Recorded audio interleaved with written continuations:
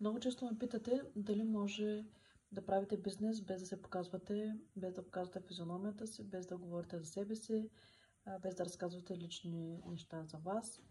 И аз на този въпрос отговарям, че в днешно време не е възможно това нещо. Няма как да спечелите доверието на хората, ако те не ви видят, не видят лицето ви, не видят енергията ви и не разберат малко повече за вас.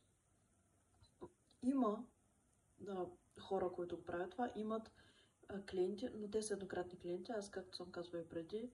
на най-хубавите клиенти са тези, които се завръщат многократно пред нас и постоянно използват продуктите и услугите ни, а това става, когато клиентите ни имат доверие. Ако вие се притеснявате да пускате видеа, такива, в които да говорите, мога да ви препоръчам първо да тренирате в някаква затворена общност, която знаете, че никой няма да ви оплюе, няма да ви нахейти и ще ви дадат добра обратна връзка, какво може да подобрите и изобщо има ли нещо за подобряване, защото от моя опит, това, което съм забелязала е, че хората, които казват аз много се притеснявам, аз не знам